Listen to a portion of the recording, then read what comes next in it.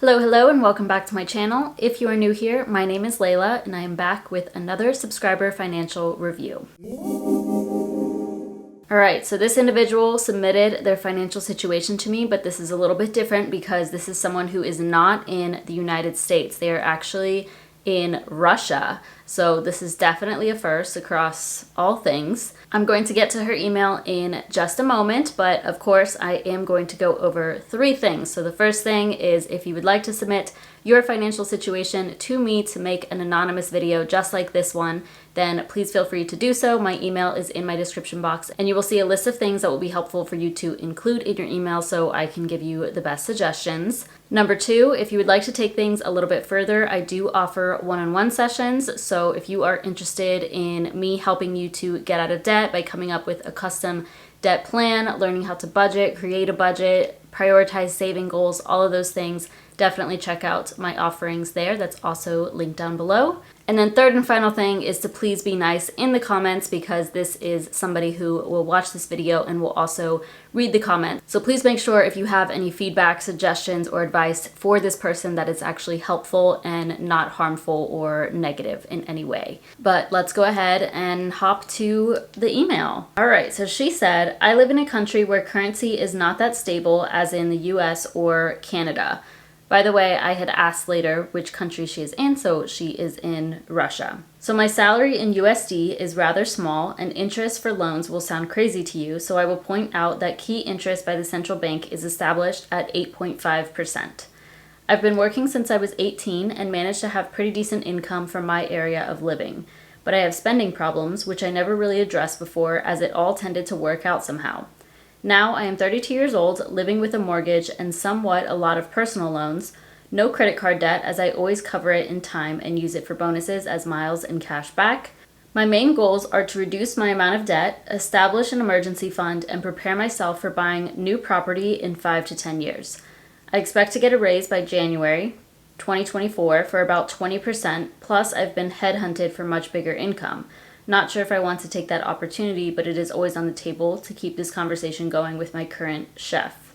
I plan to go on vacation to Asia next year in March. Trip will cost me around $2,500 USD, where main cost is a ticket. I plan to buy it by issuing new credit card with 1 year interest-free time. This way, $1,000 USD will be covered as a deferment payment for a year.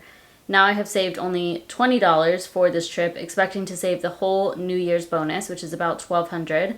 Towards this vacation, and probably $300 extra. Before I get into her income, her debt, and her expenses, I do want to point out that she mentioned she has a spending problem.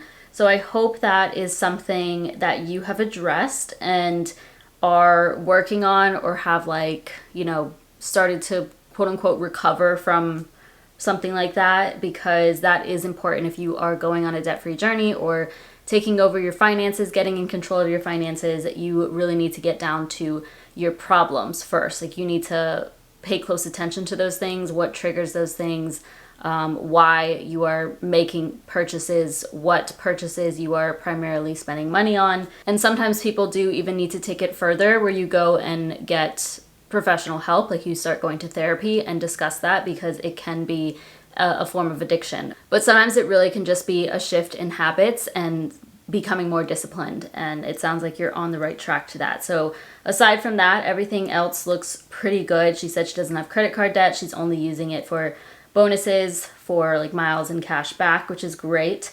I do want to talk about this trip that she wants to take in March. So she's going to be going to Asia. It's going to cost her around $2,500 total, and she'll use some of her bonus, but she was also planning to put about $1,000 on a credit card. First of all, typically when I make these videos, somebody in the comments will say no, you shouldn't be traveling, you shouldn't be doing that, you shouldn't be doing that. And I am a firm believer that you should be enjoying life while paying down debt. Now, I say this very frequently, but yes, you should have a budget when you're traveling. You should be spending somewhat within your means, you don't want to go crazy, extravagant, spending thousands and thousands of dollars on traveling.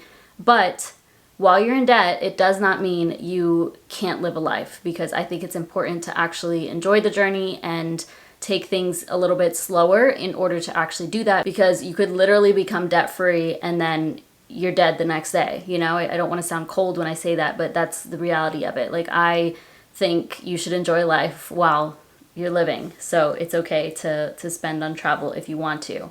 But what I wanted to say with this is, since you plan on you want to get a new credit card, definitely look into travel credit cards. I'm not sure how it works in Russia. It sounds like you have some options there. I've never looked into that, like what sort of credit card options are out there for different countries. I'm obviously not in other countries, so I just look into United States. But if there's any good travel cards, maybe instead you could open a new credit card that offers a larger bonus, like 700, 750, and use that instead of actually keeping debt for a full year. So I know it would be at 0% interest, it sounds like, $1,000 as a deferment payment for a year. But instead, maybe you can get that in a bonus and not have to have so much debt. Because I don't really love that. Like, I don't suggest going into further debt in order to travel. You want to be able to spend within your means. And by that, that would be saving up and not going into further debt. Here are my usual numbers. Her income, $1,400. Information about her debt. So she has a mortgage. It's at 8.4%, about $59,000.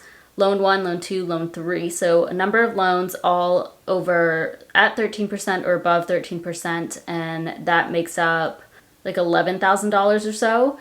Now you'll see here that she is using commas instead of the decimals. So in the US, we are very much used to using decimal points for when we talk about currency. So that was really confusing for me to see initially, but it's totally fine. And actually I had followed up to her email and mentioned like the commas were throwing me off because I'm just not used to that. And she had said, very sorry for the inconvenience. I didn't think it through about commas and decimals. Like, girl, you do not have to apologize. First of all, she put this into USD for me. So thank you so much. That's actually helpful in and of itself. So please, you do not need to apologize about the commas.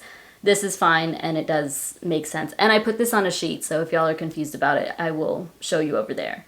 Some savings information. So she has an emergency fund of $126. It has 4.8% interest, and she uses this account to gather money for payments for insurance, vacation, and so on. She has gold or metal account, looks like just $6 in there. I used to have a decent amount of gold here, but cashed it to buy furniture for my apartment a couple of years ago. Since then, it is close to zero, but this account is very promising since gold historically is always going up in cost. I would like to have my main savings here and in brokerage. So I'm not a huge investor in metals, specifically gold. Like, I don't have any of that aside from like any of my actual jewelry type of thing.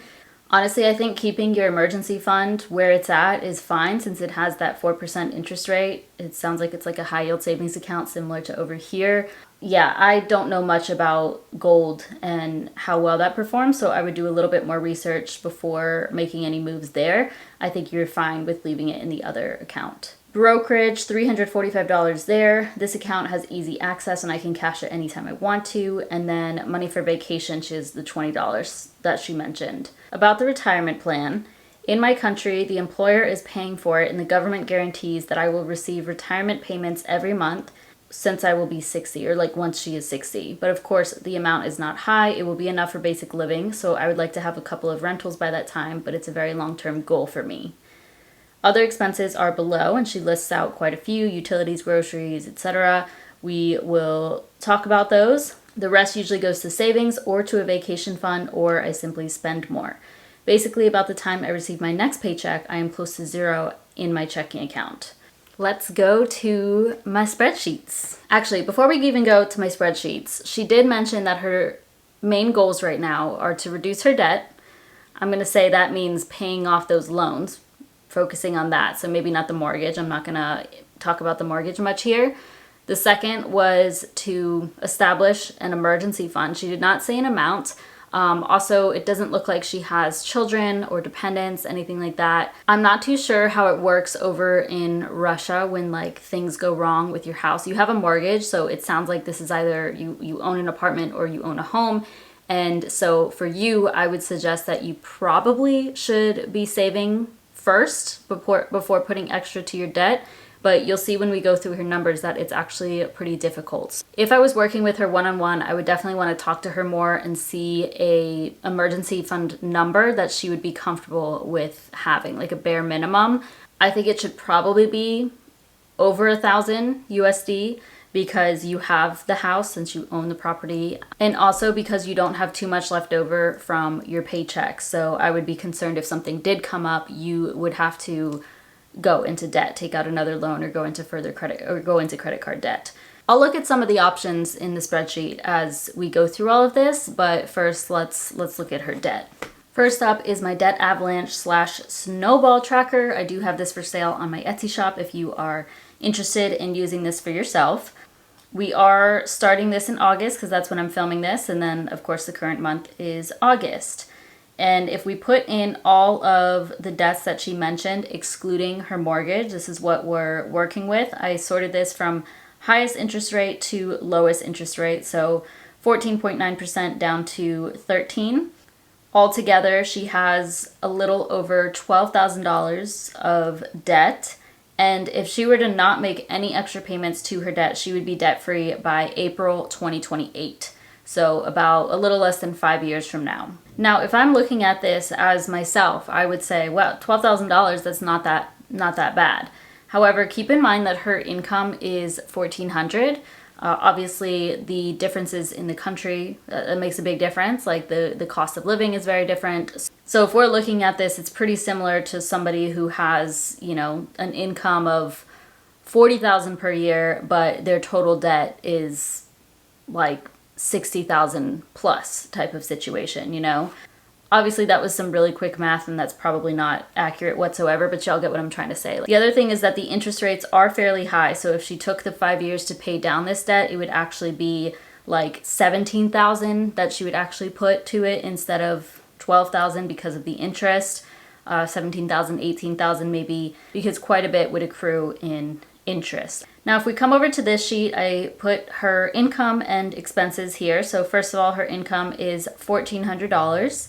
And then I put the debts that she shared, including her mortgage, as well as all of the expenses that she listed. There might be some things missing here, so I would encourage her to go through and make sure everything is accounted for anytime you are trying to pay off debt, or even just if you're not trying to pay off debt but you're focused on your finances, you should be budgeting every single month, making a new budget every single month because things will always change. But overall, I would say this does look fairly accurate because if you look at the difference between her expenses and income, she's only left over with $45. And that's not great. I don't love that. However, looking at this, I don't see too many things that she could cut back on. I think she could cut back a little bit on entertainment as well as clothes. But before we look at that, let's just see what an additional, we'll say 40, what an additional $40 to her debt per month would look like. Again, I'm not including her mortgage here, so we're just going to pop 40 into the extra payments and drag that down for a while. I don't know when it would, okay. So if she were to do an extra 40 per month, she would be debt-free by June 2027, which is a little bit sooner, almost a year faster than what we saw before.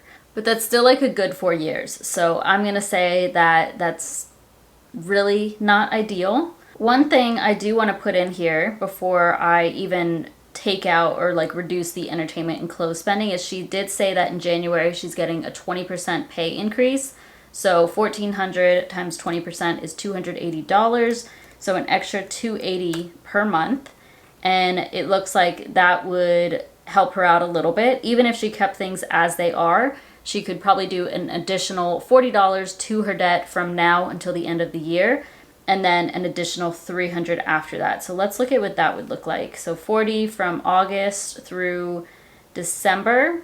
And then we'll do an additional $300 just to be a little bit conservative with the numbers. And we'll pull $300 down and see how that speeds things up without even adjusting her budget. Okay, so she could be debt-free by September 2025, which speeds things up quite a bit. So yeah, honestly, that's not too bad. In my opinion, about 2 years from now, she could be debt-free, well, paying off the loans anyway, if she were to keep things as they are with her budget, but get that pay increase, and you're just going to act like you didn't even receive that pay increase because it's just going to go to extra payments to your debt. I did pop a couple of other scenarios on here too. So the first one over on the left, this is her income currently, the $1,400, and then I cut down entertainment and clothes. So instead of $60 for entertainment, I put it at $30, and then instead of $30 for clothes, I put it down to $15. So then she has about $90 to work with instead of $45. And then the one on the right is what her income should look like in January. And with that 20% raise, so income is $1,680. And then I still kept the entertainment at $30 and clothes at $15. So she has $370 to work with instead. But we'll call that, so we'll call this $85. We'll call this $80 to be conservative for the rest of the year. Extra payments of $80. And then an extra $350 as well for that one. Let's say $360. So this one's going to be $85 from now until December. And then I said $360. So this should speed things up quite a bit. And if she were to do that, she would be debt-free by July 2025, which is a little bit faster, a few months faster than what we saw before. And I think this would be an ideal situation, just trying to cut back a little bit on your expenses while also, of course, increasing your income. That is supposed to happen in January. Now, one thing I didn't put in here is your savings, because I do think you should prioritize your savings. So it may be that over the next few months, so for the rest of the year, you're actually putting $90 per month to your emergency fund, and then from there you get your pay increase and you save for a little bit longer, and then you start paying down your debt. So let's look at that actually. Let's say you're going to save $85 for the rest of the year, so August to December. That's $425. You already have $126, and you want to reach, let's say, $1,500 as a starter emergency fund, $1,500 USD. So then after that, from January on, you have like an extra $360 to work with. So $360 in January puts you at $911. $360 in February puts you at over $1,200, and then $360 in March puts you at $1,600. So I would say from now until March, maybe you focus on saving, and that means you're not putting anything extra to your debt until March or after March. So then you're able to do $360 after that. And let's see what that looks like. Yeah, that's not too bad. October 2025. So this would take a little bit longer than that first scenario we were looking at where it was September 2025, but a little bit over 2 years. I think that's perfectly reasonable. I would say you should prioritize your savings because we don't want you to go into further debt. I also would prefer for you to save up for travel instead of going into further debt like you had mentioned. But that is also something to keep in mind. If you are going to have an additional $1,000 added into your debt, then you need to calculate that minimum payment as well to be able to pay it off completely before the interest accrues on that. So it's not something I would recommend, and I think you would be okay to prioritize your saving until that trip. Use that savings for your trip, and then maybe even after that you would need to save for your emergency fund. But I think it is important for you to get that up there a little bit. Otherwise, I think things look pretty good. I'm not too sure how mortgages work over in Russia. It does seem like you have a pretty high interest rate, but as you said, your interest rates are higher there. So I think that is just the normal rate for a mortgage. That is going to cost you more in interest, naturally. So maybe you will want to put a little bit extra to your mortgage each month, but I would think that's something to look into. I'm not sure what the best practice is over there. I am a firm believer that over here in the States, you should not prioritize paying down your mortgage unless it's like you're later on in life and that's like you're set home, you're about to retire type of thing. Or you have like the means to while also investing and saving and working toward your goals. It's also great that the government helps you to retire. It sounds somewhat similar to Social Security here. I'm not sure. In the States, Social Security is something that may run out for those of us who are younger, or it's just not something that's 100% guaranteed. At least that's how I feel about it. So that's why it's so important for us to invest outside of just relying on the government. So we have our employer sponsored plans or our brokerage accounts and Roth IRA in the States. I'm sure there's stuff like that over in Russia as well. I'm not familiar with how that works, so it's something to consider too, because if you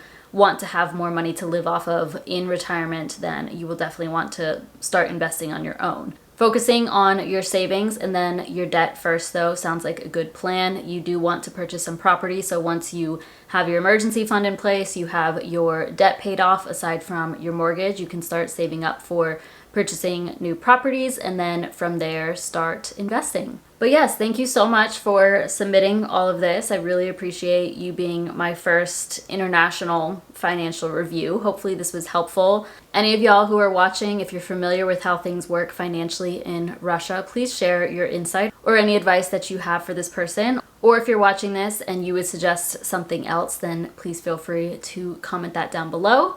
Otherwise, thank you so much for watching. Please give this video a thumbs up and subscribe if you haven't already, and I'll see you in my next one.